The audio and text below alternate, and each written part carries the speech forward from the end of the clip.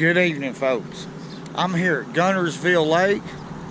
Hey, it's late in the evening and I want to see if I can find me some pre-spawn bluegill. Stay with me. Let's see if we can catch some bluegill or shell cracker, or both. Let's do it. Okay, let's see what we got right here. These are micro jigs, and I'm going to try this little white. Let's get him out here. Come here, boy. This little white one right here. Let me get one with a tail on it that twist. There we go. That tail was defected a little bit. Wouldn't do the twisting that we had to have. I'm using a 1/28 of an ounce jig head with a size 8 hook. Let's rig one of these little things up. I like to turn the tail either direction work, but I like the tail up myself, but either way will work. And I'm going to be fishing under a float with 1 pound test line, a little micro rod right here, 4'6" long. It's a Shakespeare. You can buy them at Walmart.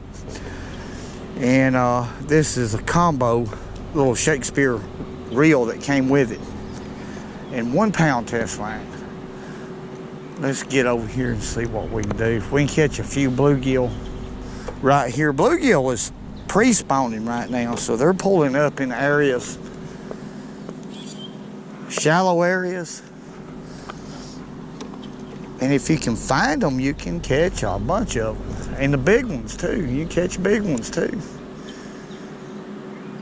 Of course, fishing like this, you could catch crappie or most anything. Fishing with a little micro jig like this. Let's get on up here in our area. I see some little moles right here in front of me. Could be bluegill.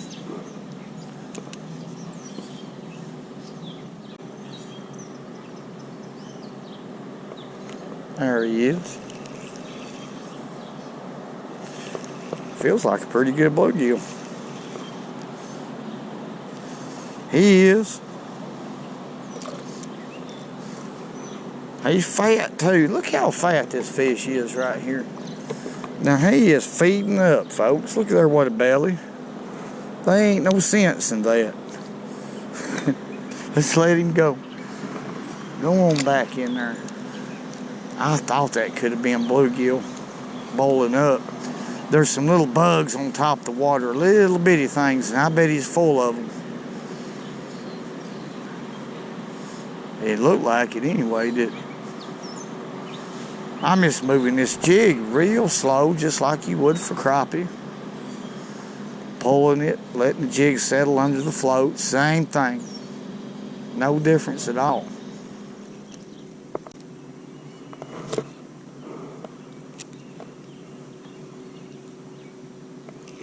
There we go.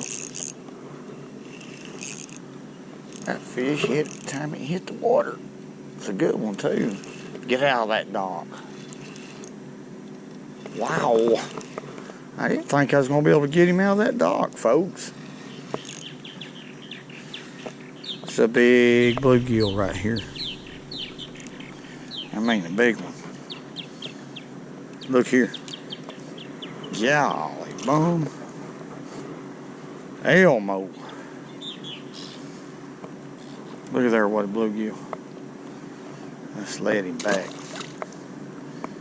Now, that bluegill, let's make another cast in there before I say.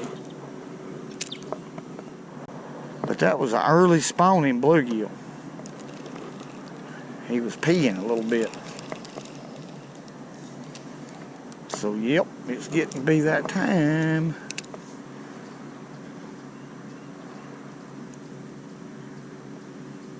Look here. See what I mean? Golly bum, these are mules right here. For 1 pound test line, they all are, but let's see if this one's peeing too. If he is, they're on bed right there, and I believe they are. Well, they're wanting to. They're getting real close. Let him go. I should, if I had something to put him in, I'd go ahead and just eat him. That's some good eating. Let's see what happens. Now I'm right back in the same spot. There we go. Hey, some fish in there. Boy, them fish fight. A bluegill, for their size, is the hardest fighting fish that I know of. I seen a bluegill boil right here. Right in there. There he is, too. And a good one. This light action stuff right here makes them feel like they're 5 or 6 pounds apiece. And if a bluegill was, imagine. Golly bum, what a mule. Look here, folks. Now that is a bluegill. A Micropolis halasala, or whatever you call them. I want you to look. Hey, let's throw back in there again. I can't help it. Going back in there. Things fight.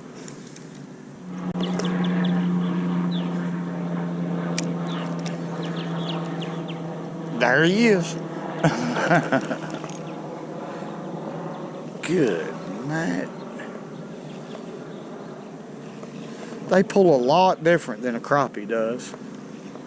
A lot different. Look at there. He ain't as big as that last one, but he's pretty.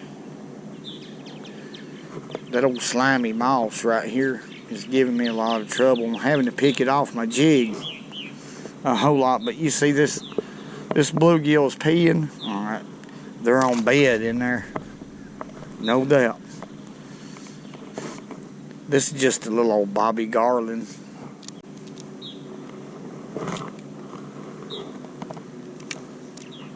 Look at that bluegill popping that cork, and the other one got it. Oh my goodness.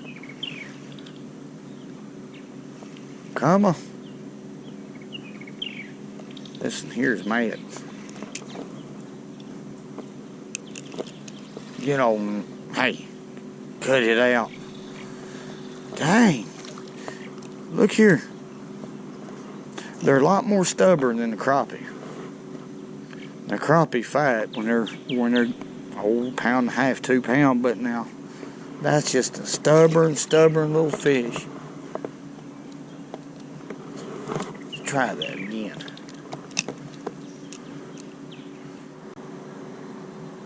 There it goes. And I got it. Oh, don't get in that dog. Don't get in the dog. Don't get in the dog. He'll pop me. Come here. It's a good one. Hey. He got off. Golly bum. Whew. Let me throw back in there again. That was a lot of fun. There's another one. I'm going to say they're on bed. I thought it was too early. I had a hunch that I could come out here and find some pre-spawn.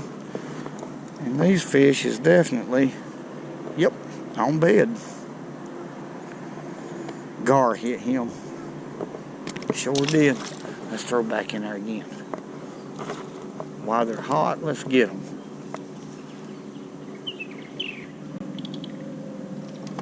Golly, boy. Them some big bluegill right there. Look here. He hit my cork, folks. Y'all seen that. What I'm going to do is shallow my cork a little bit.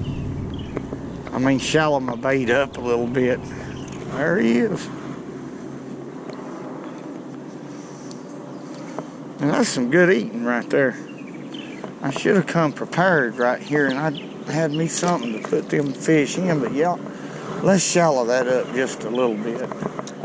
That might make us catch them a little bit quicker. I don't know. Well, I got a bite right off the bat.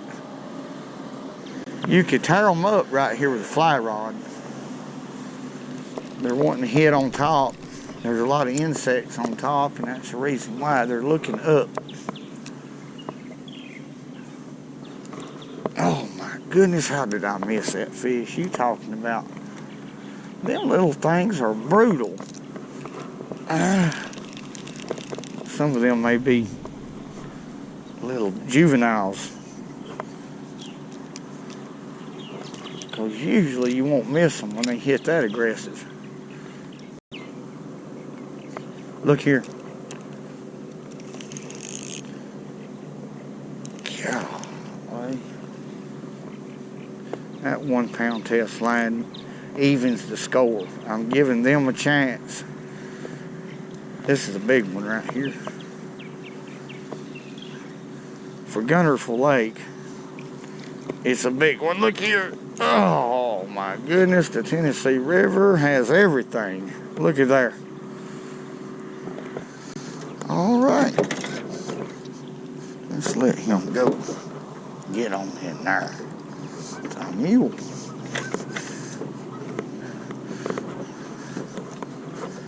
I gotta get back in there and catch some more.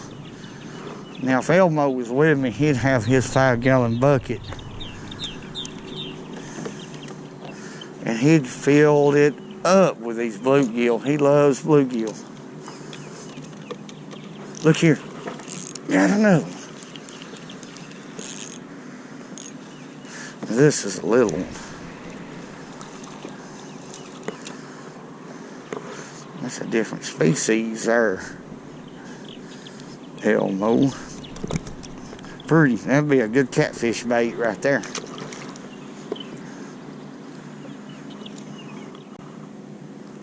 There we go. Wow. That's another good one. And they want to go right to that dock every time. That's a big one. Now he's giving me some trouble right here, folks. Giving me a lot of trouble.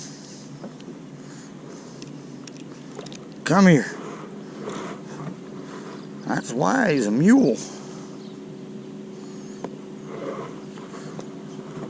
I don't mind. I'll tell you one thing. I don't mind at all fishing for bluegill. I have fished for them all day. Many a day. Bluegill and shellcracker. When I get started catching them and find me 4 or 5 beds, I will absolutely fish all day for them. And that is a fish fry. You know, bluegill are real abundant. Taking them out of these lakes and rivers, well, actually you're doing the river or lake justice because there's so many of them. Ain't that beautiful? Yeah, hello. Beautiful. That's gonna be a pretty sunset.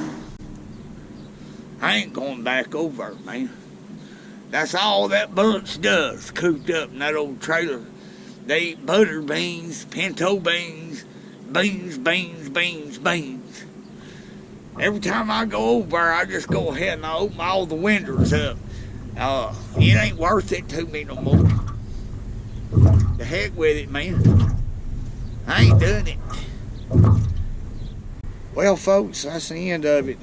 Just a quick trip to the river just to see if these bluegill and shellcracker are on bed. I know the bluegill are. I'm looking forward to find me some big shellcracker. We're going to do some of that. That'd be a lot of fun on a light. Get you a rod that's light, wimpy. Oh my goodness! And you'll see, you'll have trouble landing them little devils, and they're delicious eating. Thank y'all very much for watching, and we'll see y'all next time. And remember, go fish it when you can, because it's good for you.